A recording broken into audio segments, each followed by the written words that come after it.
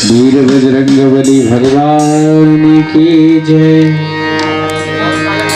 बांके बिहारी लाल की जय। युगल सरकार की जय।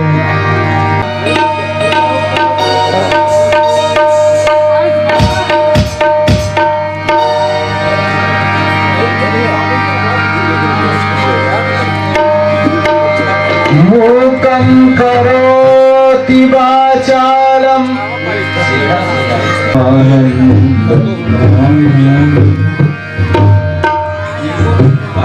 सीधा लग रहा है। जय जय जय हनुमान गोसाई कृपा करो महाराज।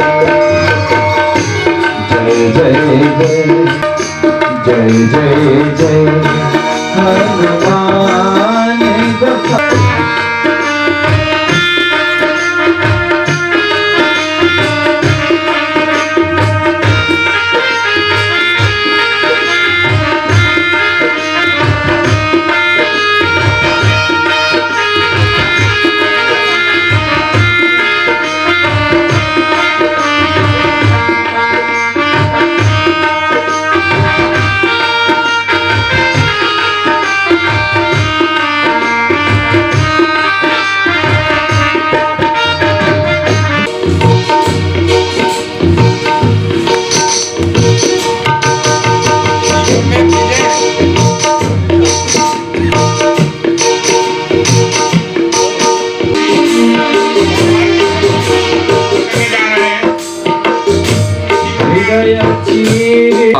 नामुपक्रमे यं नत्वा कृतकृत्यास्युः तन्नमामि गजाननम्। या देवी स्तूयते नित्यं ब्रह्मेन्द्रसुरकिन्नरैः सा ममैवास्तु जिह्वाग्रे पद्महस्ता सरस्वती। रामं रामानुजं सीतां भरतं भरतानुजं सुग्रीवं वायुसूनुं च प्रणमामि पुनः पुनः। योऽन्तः प्रविश्य मम वाचमिमां प्रसुप्तां सञ्जीवयत्यखिलशक्तिधरः स्वधाम्ना। अन्यांश्च हस्तचरणश्रवणत्वगादीन् प्राणान्नमो भगवते पुरुषाय तुभ्यम्। श्रीलक्ष्मीनाथ समारम्भां नाथयामुनमध्यमाम्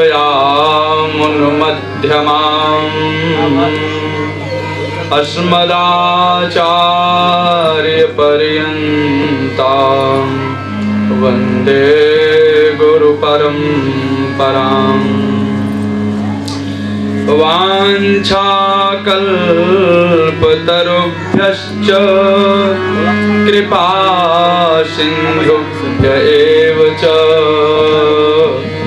पावनानां पावनेभ्यो वैष्णवेभ्यो नमो नमः। जय सुखदेव मुनीश्वर यदुपतिदास अनन्य जयति वादरायण चरण करमोहि जगधन्य। प्रणवो पवन कुमार खलबन पावक ज्ञान घन जासु हृदय आगार बसहि राम शर चापधर। बोलिए भागवत भगवान की जय। श्री हनुमान जी महाराज की, श्री गणेश भगवान की जय। जय श्री राधे। आइए परमाराध्य सर्वनियंता सर्वाधार सर्वातीत सर्वगुण निलय परमपिता परमात्मा भगवान व्रजेंद्र नंदन श्री कृष्ण की कृपा से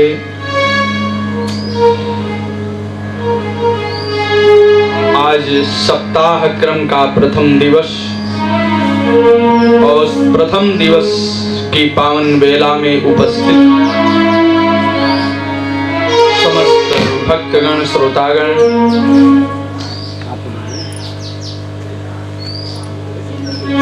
जीवन सार सर्वस्व भगवान की अखंड अहेतुक कृपा से सप्ताह क्रम के प्रथम दिवस में मंच पर उपस्थित हमारे भगवत पार्षद के रूप में विराजमान, अंतःकरण चतुष्टय के रूप में विराजमान शाम गान की ध्वनि का प्रसारण करने वाले श्री अंजनी कुमार पांडे एवं श्री विनोद शर्मा जी तथा तबले पर श्री आदिनाथ जी एवं श्री आलोक जी, यह अंतःकरण चतुष्टय के रूप में, चतुष्टय पुरुषार्थ के रूप में यहाँ पर विराजमान हैं। श्री श्रोता के रूप में हमारे महाराज परीक्षित युगल दंपत्ति के रूप में,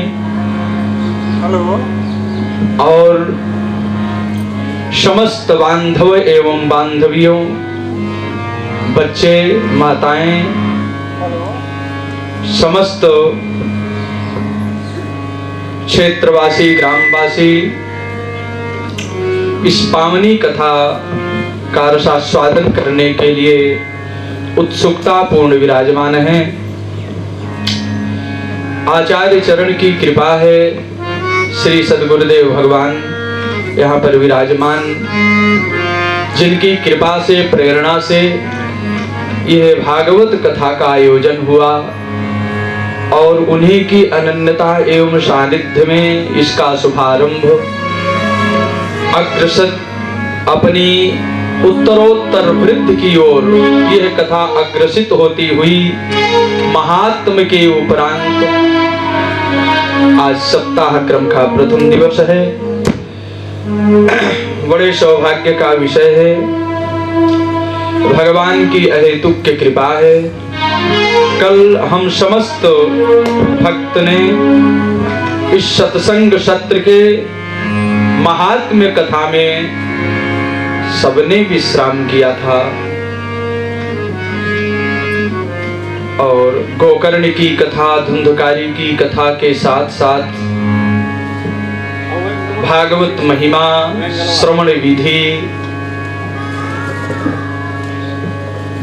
इन समस्त विशद चरित्रों का यथाधीतम यथामति के अनुसार दास ने समस्त भक्तों के श्री चरणों तक पहुंचाने का प्रयास किया। आज भागवत का शुभारंभ है। आइए मन वाणी को पवित्र करते हुए हम भगवान की ओर चलें। प्रेम से सभी सुने, सभी बोलेंगे श्रीमन नारायण नारायण नारायण, श्रीमन नारायण नारायण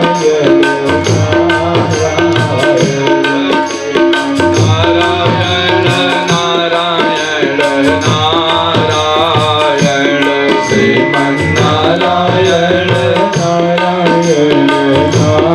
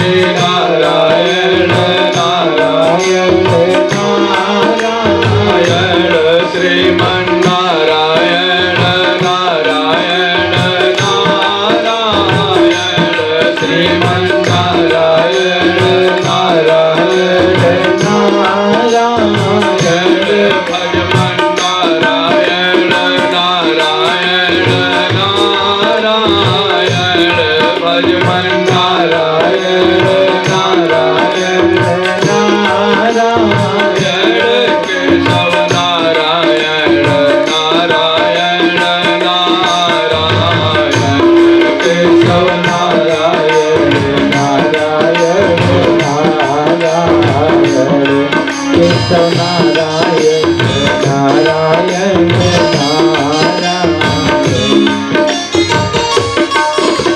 नारायण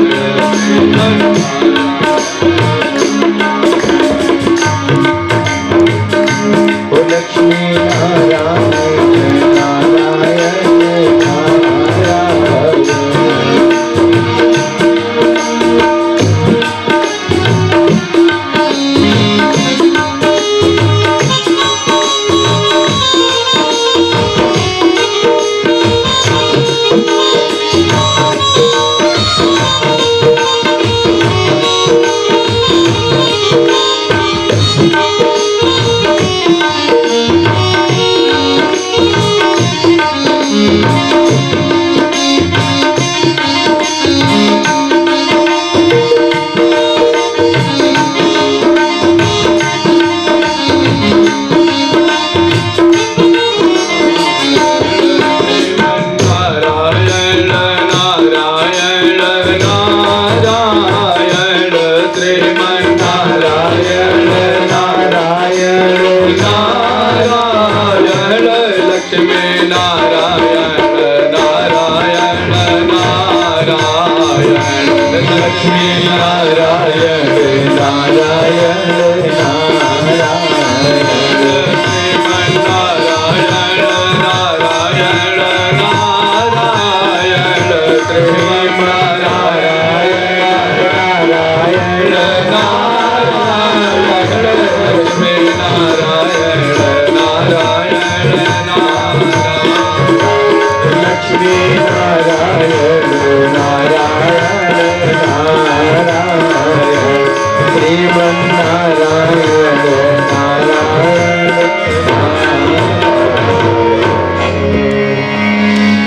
आइए प्रेम से कल महात्मा की कथा में विश्राम, कल की कथा में दास ने पुनः संस्मरण कराते हुए भक्तों के श्री चरणों में श्री सूत सौनक महाराज के संवाद स्वरूप सनकादि का श्री नारद जी के साथ संत समागम और भक्ति ज्ञान वैराग्य के कष्ट की निवृत्ति का प्रथम चरित्र दास ने श्रवण कराया। दूसरे चरण में गोकर्ण धुंधकारी की पावन कथा, वैकुंठ से भगवान का कीर्तन में पधारना और भागवत महात्म्य के अंतर्गत श्रवण विधि का वर्णन हम सब संतों ने श्रवण किया, भक्तों ने। आइए भागवत प्रथम स्कंध के प्रथम अध्याय में हम प्रवेश कर रहे हैं। जन्माद्यस्य यतोऽन्वयादितरतश्चार्थेषु विज्ञः स्वराट् तेने ब्रह्महृदाययादिकवये मुह्यन्ति यत्सूरयः तेजो वारिमृदां यथा विनिमयो यत्र त्रिसर्गो मृषा धाम्ना स्वेन सदा निरस्तकुहकम् सत्यं परं धीमहि। आइए श्री व्यास जी महाराज भागवत भगवान की वंदना कर रहे हैं। सत्यम परम धीमहि। भागवत में शुरू से लेकर अंत तक जिस विषय वस्तु का निरूपण है वो सब हम आप सब के कल्याणार्थ है। बिल्कुल दत्तचित्त होकर के श्रवण करें।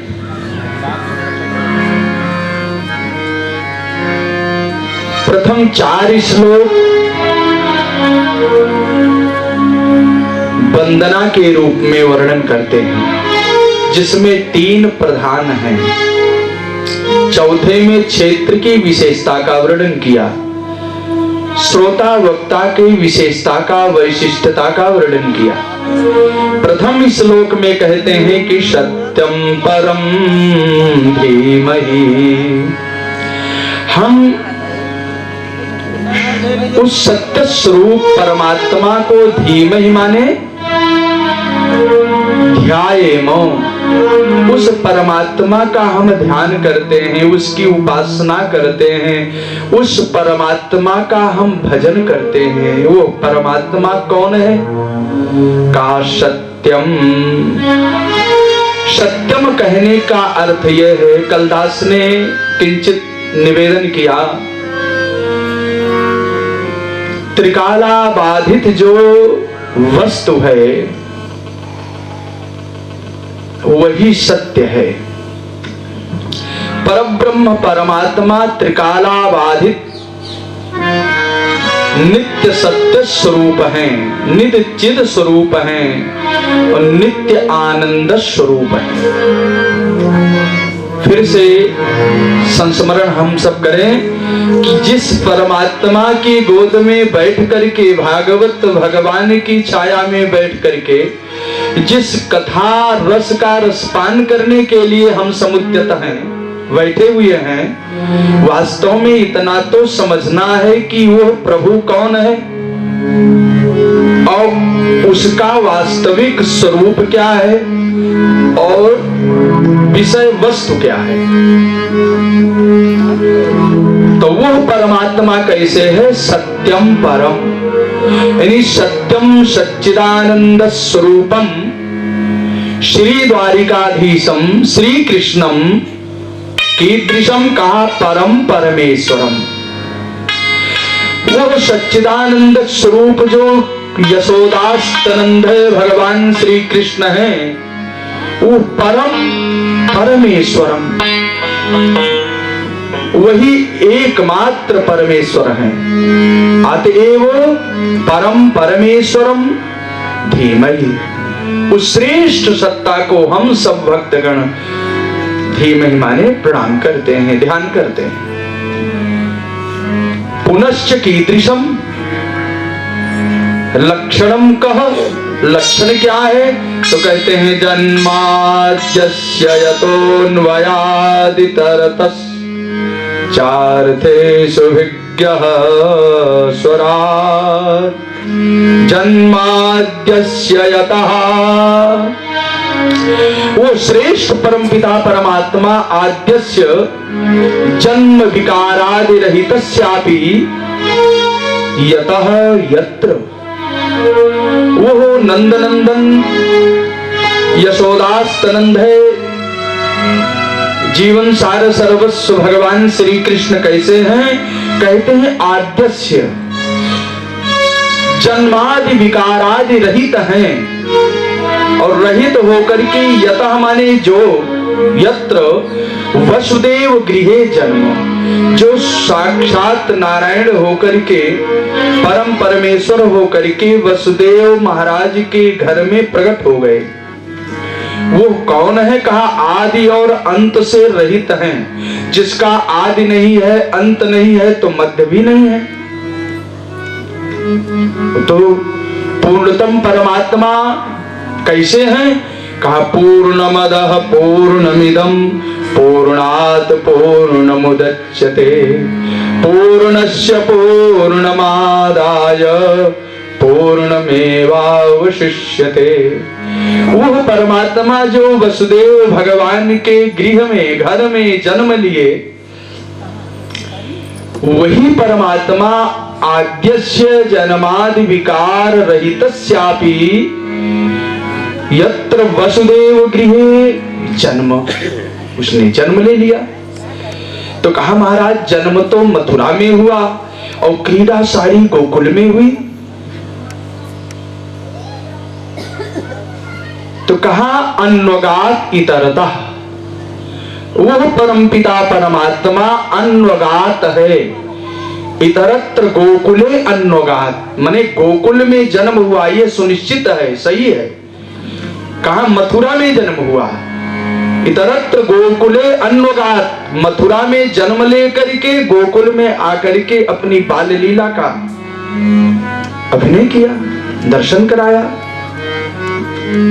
तो जन्म तो मथुरा में हुआ, लेकिन बाल लीला का संवर्धन करने के लिए, आनंद देने के लिए वो परमात्मा हम जैसे भक्तों के बीच में आकर के, गोकुल में आकर के अपनी सरस लीला का संवर्धन किया। तो कहते महाराज जन्म मथुरा में लेकर के गोकुल में चले आए, तो क्या कंस ने उनको पकड़ा नहीं? कंस तो बड़ा शक्तिशाली था, पकड़ लेता, बंदी बना लेता।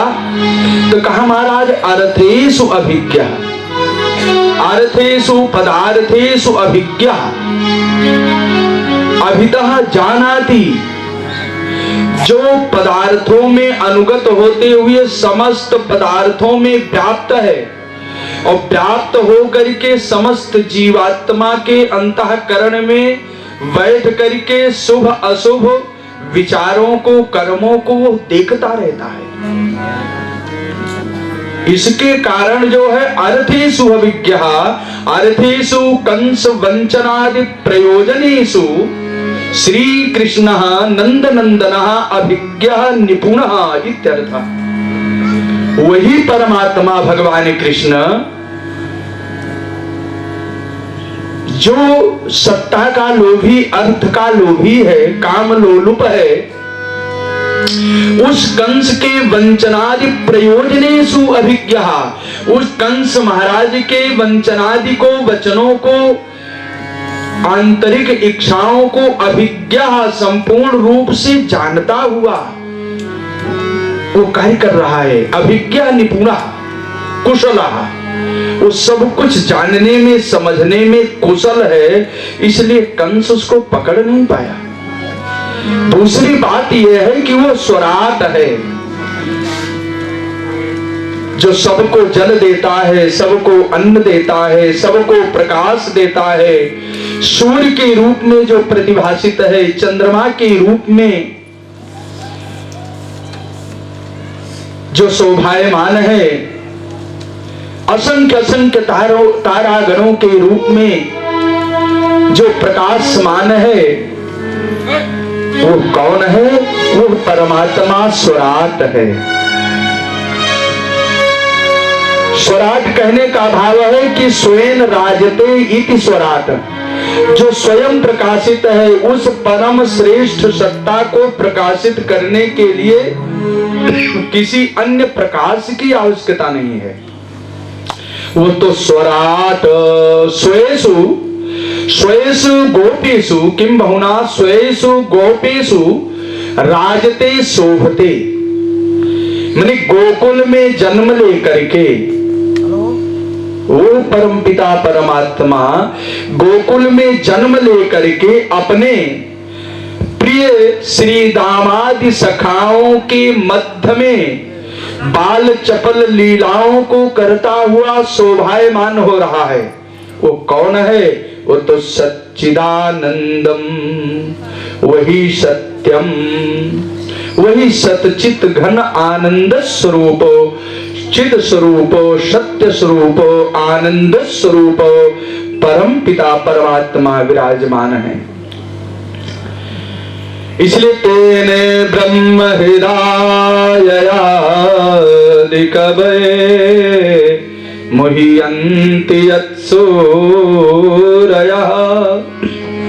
वो परम पिता परमात्मा आदि कवये ब्रह्मरे किम बहुना ब्रह्मांडं विस्मापयितुं वत्सपालादि रूपं तेन विस्तारितवान, वो परमात्मा ब्रह्मा को आश्चर्यचकित करके स्वयं ब्रह्मा के द्वारा ग्वाल बालों को, बछड़ों को हरण करा करके अपनी अनंत लीला का संवर्धन किया है। ये वही ब्रह्मा है जिनको ये आभास हो गया, संदेह हो गया मन में कि ये कौन से परमात्मा है, ये तो बच्चों का जूठन भी खा रहे हैं। अपराकृत शरीर धारण करने वाले परमात्मा प्रकृतस्थ की तरह दिखाई पड़ रहे हैं। ऐसे सगुण साकार परब्रह्म परमात्मा के विषय में समझना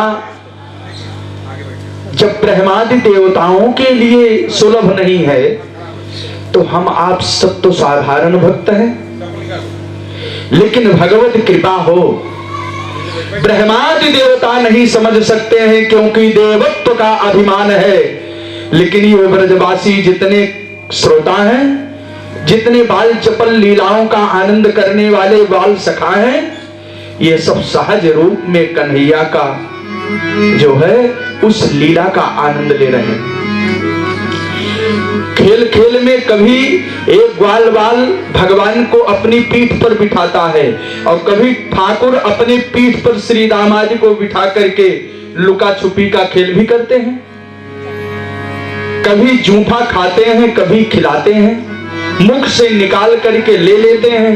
ब्रह्मादि देवताओं को आश्चर्य पड़ गया, ब्रह्मा को आश्चर्य हो गया। तो इसलिए ब्रह्मांडं विस्मापयितुं येन नारायणः श्रीकृष्णः वत्सपालादि रूपं भिन्न भिन्न अनंत अनंत रूपेण तेने विस्तारितवान, अनंत अनंत बछड़ों के रूप में, ग्वाल बालों के रूप में परमात्मा अवतार लेकर के अपनी दिव्य लीला का, चिन्मय लीला का ब्रज में विस्तार किया। आज उन परमात्मा के विषय में मुह्यन्ति यत्सूरयः, बड़े बड़े विद्वान लोग मोहित हो जाते हैं, बड़े बड़े विद्वान लोग आश्चर्यचकित हो जाते हैं। कौन मोहित हो रहे हैं? केवल ब्रह्मा ही मोहित नहीं हो रहे हैं, बलराम भी मोहित हो रहे हैं। जिस समय बछड़ों को हरण कर लिया, 1 साल तक महाराज हरण किए रहे और रोज जो है देख करके सोचते कि आज ये बछड़े, ये ग्वाल बाल मुझको कृष्ण के रूप में क्यों दिखाई पड़ रहे हैं। अवश्य ही कोई ये भगवान की माया ही मुझको मोहित चित्त कर रही है, क्योंकि कोई आसुरी माया मुझको मोहित नहीं कर सकती है। ये विचार कर लिया तो सूर्यः बलदेवादयोपि मुह्यन्ति मोहं प्राप्नुवन्ति, यानी अग्रज बलरामादि मोहं प्राप्नुवन्ति। जिसकी कृपा से बलराम आदि जो बड़े भाई हैं, सखा हैं, ये भी मोहित हो जा रहे हैं। वो परमात्मा तेजो वारि मृदां यथा विनिमय, वो तेज में जल का, जल में स्थल का भ्रम भी उत्पन्न करने वाला है। कभी कभी प्रकाश है, रात्रि में प्रकाश मुझे जल दिखाई पड़ता है, कभी कभी उस प्रकाश में हमको स्थल का भ्रम हो जाता है, स्थल में जल का भ्रम हो जाता है, जल में पुनः स्थल का भ्रम हो जाता है, अब हम गिर पड़ते हैं।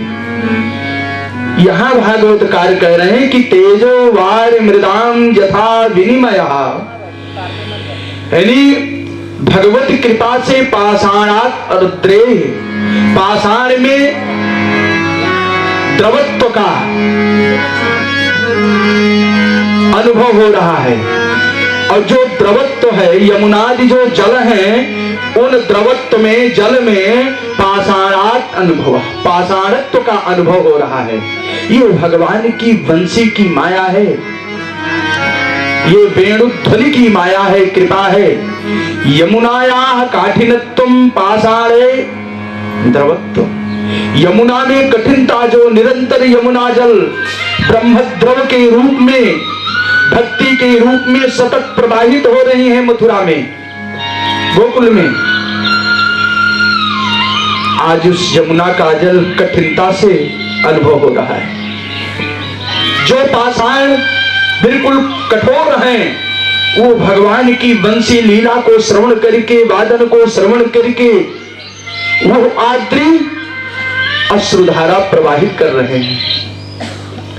ये भगवान जीवन सार सर्वस्व के दिव्य चिन्मय रस का रसास्वादन करने से जड़ चेतन हो जाता है, और चेतन एक जड़ के समान प्रतीत होने लगता है। प्रहलाद की क्या दशा थी? कुछ धावती, कभी दौड़ने लगते हैं, कभी बैठ जाते हैं, पागल जैसी स्थिति हो रही है। तो यत्र त्रिशर्गो मृषा, उस परमात्मा की कृपा से त्रिशर्गम अमृषः, त्रिशर्गम अमृषः, त्रिशर्ग 3 सर्ग हैं। पहला सर्ग श्री वृंदावन धाम, दूसरा सर्ग श्री मथुरा धाम, और तीसरा सर्ग क्या है? श्री द्वारिका धाम। ये त्रिसर्ग हैं। इन तीनों सर्गों में श्री धाम वृंदावन में भगवान श्री दामादि परिकर के साथ नित्य निवास करते हैं, और श्री धाम मथुरा में उद्धवादि सखाओं के साथ भगवान नित्य निवास करते हैं। श्री धाम द्वारिका में सर्वेश्वर भगवान श्री कृष्ण रुक्मिणी आदि समस्त पत्नियों के सहित द्वारिका में निवास करते हैं। तो ये बड़े सौभाग्य का विषय है। अगर मथुरा की प्राप्ति हो जाए, द्वारिका की प्राप्ति, गोकुल की प्राप्ति हो, ये बड़े पुण्य से प्राप्त होती है। जितने भी भक्त हैं, जिनके ऊपर भगवान की कृपा है, उनको ही मथुरा की प्राप्ति होती है, उनको ही द्वारिका की प्राप्ति होती है। तो ये धामादि प्राप्ति रूप जो आनंद है, इन त्रिसर्ग द्वारिका, मथुरा, गोकुल, वृंदावन आदि, इन धामों की प्राप्ति का जो आनंद है, जो सुख है, जो परमानंद की अनुभूति है, ये अमृषा, ये मृषा नहीं है। ये तो महाराज सत्य है। इसमें कहीं झूठा नहीं है। अतः ये सभी धाम भगवत स्वरूप से व्याप्त हैं और इसमें जो जाता है उसकी भी सदगति प्राप्त हो जाती है। वही परमात्मा धामना स्वयं सदा निरस्त कुहुकम, द्वारिका के रूप में, मथुरा के रूप में, गोकुल आदि के रूप में विराजमान रहते हुए सदा निरस्त कुहकम, स्वयं मथुरा, स्वयं धामना, स्वयं मथुरा, स्वयं द्वारिका, स्वयं गोकुल वृंदावन, इन धामों के रूप में परमपिता परमात्मा विराजमान रह करके तन्निवासिनः सदा सर्वदा निरस्त कुहकम संसार लक्षणम एन तम श्री भगवंतम नारायणम कृष्णम। भगवान क्या करते हैं, यानी किसी भी धाम का जीव आश्रय ले ले, किसी भी धाम का जीव आश्रय ले ले, अवश्य उस जीव का कल्याण होने वाला है। आश्रय लिया नहीं कि जीव का कल्याण हुआ नहीं, ये बिल्कुल सत्य है। तो कहते हैं तो भगवान उसके ऊपर अनुग्रह करके परमपिता परमात्मा भगवान श्री कृष्ण धाम के रूप में, परमात्मा के रूप में जीवात्मा के ऊपर विशेष रूप से अनुग्रह करके सदा निरस्त कुहुकम, जन्म मरण रूपी कपट रूप संसार का सदा सर्वथा के लिए निकाल देते हैं। उसके हृदय में पुनः संसार नहीं है। ऐसे सत्यम परम धीमहि जन्माद्यस्य यतोऽन्वयादितरतस् चार्थेषु विज्ञः स्वराट् तेने ब्रह्म हृदयादि कवये मुह्यन्ति यत्सूरयः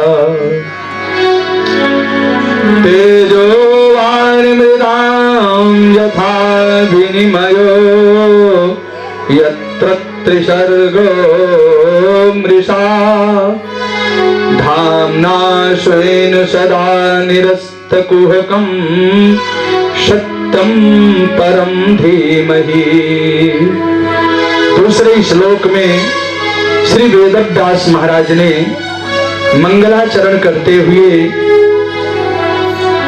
अनुबंध चतुष्टय का वर्णन करते हैं।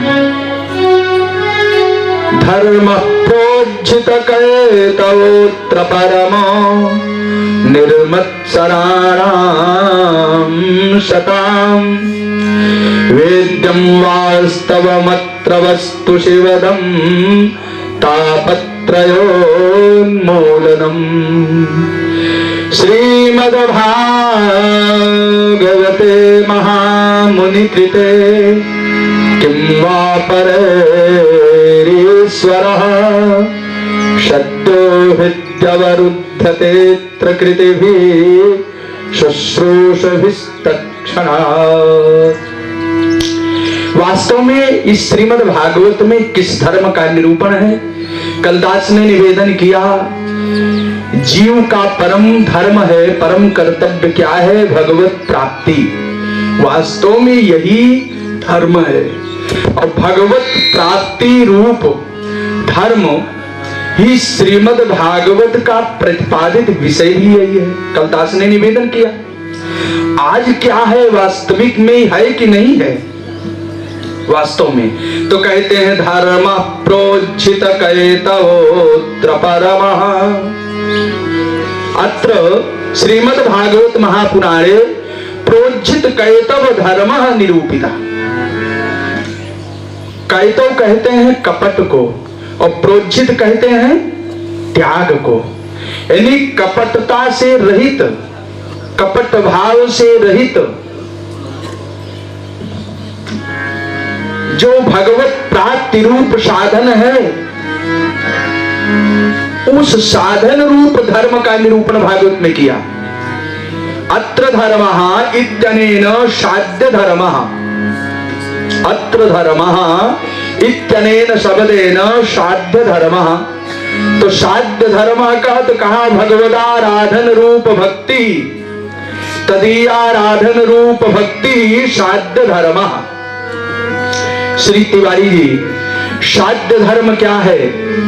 यानी भगवत भक्ति, भगवत आराधन रूप जो भक्ति है, भगवत कैंकर रूप जो भक्ति है, भगवत भागवत कैंकर रूप जो भक्ति है, तभी आराधन रूप जो भक्ति है, इसी भक्ति का नाम है साध्य धर्म।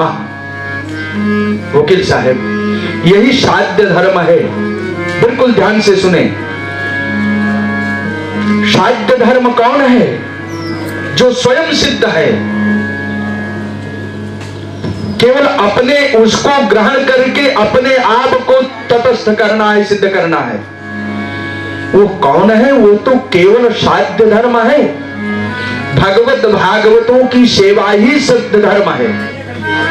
जैसे आप सेवा कर रहे हैं, प्रतिदिन प्रातः भगवान की अर्चना अपनी करके ठाकुर की सेवा में आ जाते हैं। अतिथि की सेवा तो कर रहे हैं, आपके यहाँ आए हुए समस्त ब्राह्मणों की आप सेवा कर रहे हैं। ये भगवत भागवतों की जो सेवा है, कैंकर्य भाव है, भगवान की जो आराधना है, ये सिद्ध धर्म है। तो भगवदाराधन रूप भक्ति, तदीयाराधन रूप भक्ति साध्य धर्म, वास्तव मिथ्यादिना सिद्ध धर्म। तो सिद्ध धर्म कहा, साध्य धर्म सिद्ध धर्म। भगवान की सेवा करना तो साध्य धर्म हो गया, लेकिन सिद्ध धर्म कहा ईश्वरः, ईश्वरः कहा जन्माद्यस्य यतः, यतः कहा यतः अनिवर्चनीयः परम प्रेम स्वरूपः भगवान श्री कृष्ण। नारद भक्ति सूत्र कह रहा है कि यतः कहा, कौन है वो? तो कहा यतः अनिवर्चनीयः परम प्रेम स्वरूपः, जो अनिवर्चनीय है, अवर्णनीय है, जो मन वाणी से सर्वथा परे है, वो परम प्रेम स्वरूप श्री नारायण। वो परम प्रेम स्वरूप है। इसलिए सिद्ध धर्म का, सिद्ध धर्म जन्माद्यस्य यतः, जो जन्मादि विकारों से रहित सच्चिदानंद घन स्वरूप है, वो परम पिता परमात्मा सिद्ध धर्म है। साध्य धर्म का आश्रय लेकर के सिद्ध धर्म स्वरूप भगवान कृष्ण को प्राप्त करना है। जब तक हमारे अंतःकरण में, हमारी वृत्ति में, हमारे स्वभाव में, जब तक हमारे व्यवहार में, जब तक हमारे आचरण में साध्य धर्म का अंकुरण प्रस्फुरित नहीं होगा, तब तक सिद्ध धर्म स्वरूप भगवान नारायण की कृपा नहीं प्राप्त होगी।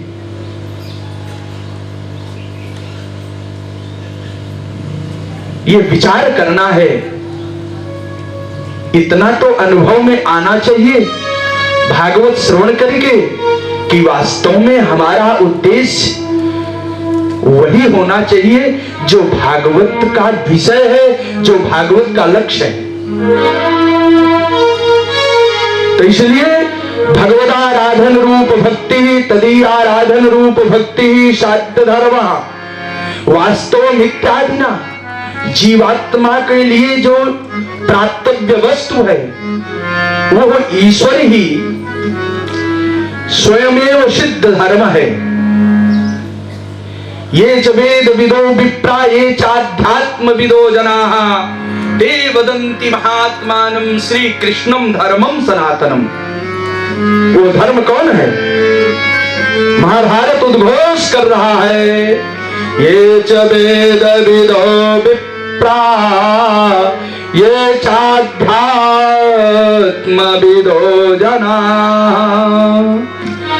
ते वदन्ति महात्मानं कृष्णं धर्मं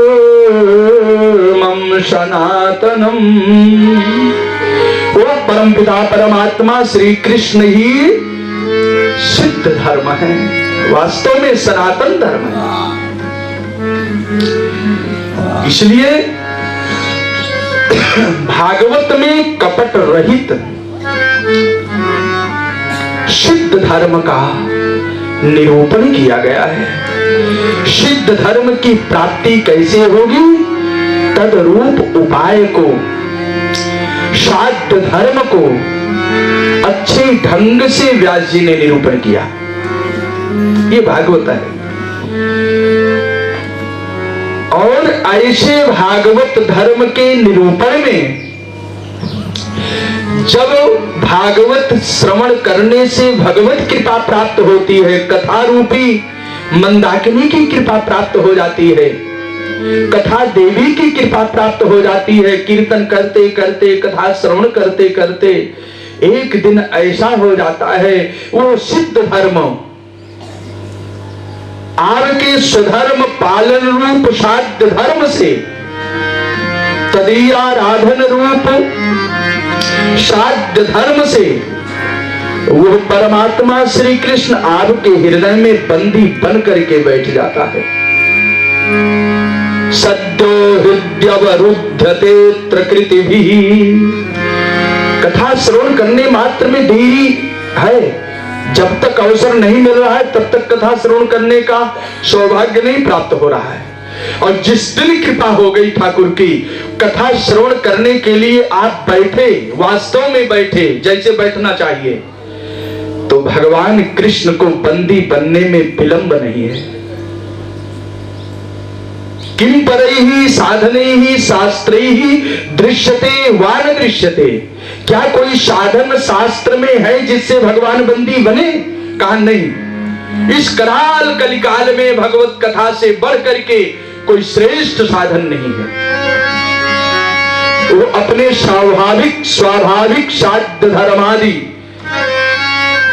नियमों का पालन करते हुए, आचरण करते हुए स्वयं सिद्ध स्वरूप परमात्मा जो सनातन धर्म के रूप में विराजमान है, वैदिक धर्म के, आर्य धर्म के, सभ्यता के रूप में जो विराजमान है, वास्तव में वो आपके अंतःकरण में बंदी बन करके बैठ जाते हैं।